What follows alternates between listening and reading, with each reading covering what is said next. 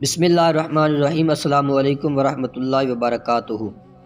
سامعین و ناظرین، قوم عاد کا مورث سے اعلیٰ عاد بن اوس بن ارم بن سام بن نوح ہے۔ اس عاد کے بیٹوں میں شداد بھی ہے۔ یہ بڑی شان و شوکت کا بادشاہ ہوا ہے۔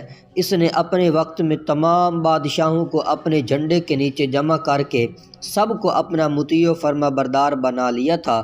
اس نے پیغمبروں کی زبان سے جنت کا ذکر سن کر برائے سرکشی دنیا میں ایک جنت بنائی اور اس ارادہ سے ایک بہت بڑا شہر بنایا جس کے محل سونے چاندی کی اینٹوں سے تعمیر کیے گئے اور زبرجد اور یاقوت کی ستون ان کی عمارتوں میں نصب کیے گئے اور ایسے ہی فرش مکانوں میں بنائے گئے۔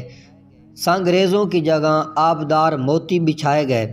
ہر محل کے گرد جواہرات سے پر نہریں جاری کی گئیں۔ ہر قسم کے درخت زینت اور سائے کے لیے لگائے گئے۔ الغرض اس سرکش نے اپنے خیال سے جنت کی تمام چیزیں اور ہر قسم کی عیش و عشرت کے سامان اس شہر میں جمع کر دیے۔ جب یہ شہر مکمل ہوا تو شداد بادشاہ اپنے اعیان سلطنت کے ساتھ اس کی طرف روانہ ہوا۔ جب ایک منزل کا فاصلہ باقی رہ گیا تو آسمان سے ایک ہولناک آواز آئی جس سے اللہ تعالیٰ نے شداد اور اس کے تمام ساتھیوں کو ہلاک کر دیا اور وہ اپنی بنائی ہوئی جنت کو بھی نہ دیکھ سکا۔ حضرت امیر معاویہ رضی اللہ تعالیٰ عنہ کے دور حکومت میں حضرت عبداللہ بن قلابہ اپنے گم شدہ اونٹ کو تلاش کرتے ہوئے صحرائے عدن سے گزر کر اس شہر میں پہنچے اور اس کی تمام زینتوں اور عریشوں کو دیکھا، مگر وہاں کوئی رہنے بسنے والا انسان نہیں ملا۔ یہ تھوڑے سے جواہرات وہاں سے لے کر چلے آئے۔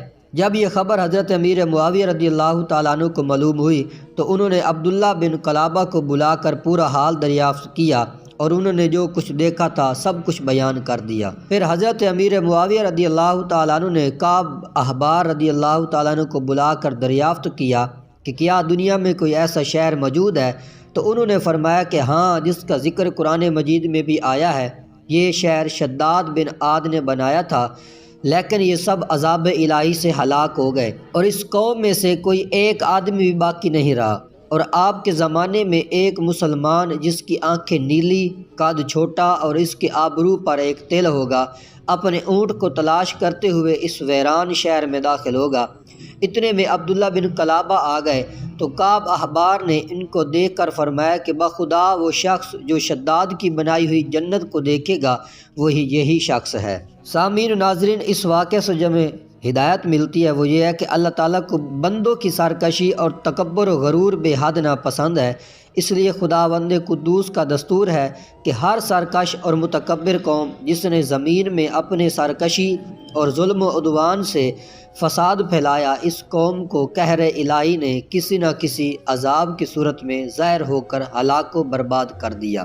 شداد اور قوم عاد کے دوسرے افراد سب اپنی سرکشی اور تکبر کی وجہ سے خدا کے مبغوض ٹھہرے، اور جب ان لوگوں کا تمرد اور ظلم عدوان اس درجے پر بڑھ گیا کہ روئے زمین کا ذرہ ذرہ ان کے گناہوں اور بدعمالیوں سے بلبلا اٹھا، تو خداوند قہار و جبار کے عذابوں نے ان سب سرکشوں اور ظالموں کو تباہ و برباد کر کے صفحہ ہستی سے حرف غلط کی طرح مٹا دیا۔ لہٰذا ان قوموں کے عروج و زوال اور ان لوگوں کے عذاب الہی سے پامال ہونے کی داستانوں سے عبرت و نصیحت حاصل کرنی چاہیے، کیونکہ قرآن کریم میں ان اقوام کے انجام کے ذکر کا مقصد ہی یہی ہے کہ اہل قرآن ان کی داستان سن کر عبرت پکڑیں اور خوف الہی سے ہر دم لرزہ براندام ہو کر رہیں۔ مسلمانوں کو لازم ہے کہ قرآن مجید کی بکثرت تلاوت کریں اور اس کا ترجمہ بھی پڑھا کریں اور ان اقوام کی ہلاکت سے عبرت حاصل کریں اور ہر وقت توبہ و استغفار کرتے رہیں اور ہر قسم کی بد اعتقادیوں اور بد اعمالیوں سے ہمیشہ بچتے رہیں، اعمال صالحہ کی کوشش کرتے رہیں اور مال دولت کے غرور و گھمنڈ میں سرکشی و تکبر نہ کریں، بلکہ ہمیشہ دل میں خوف خدا عز و جل رکھ کر تواضع و انکساری کو اپنی عادت بنائیں اور جہاں تک ہو سکے اپنی زندگی میں اچھے اعمال کریں۔ اللہ تبارک و تعالی ہمیں عمل کی توفیق عطا فرمائے۔ السلام علیکم ورحمۃ اللہ وبرکاتہ۔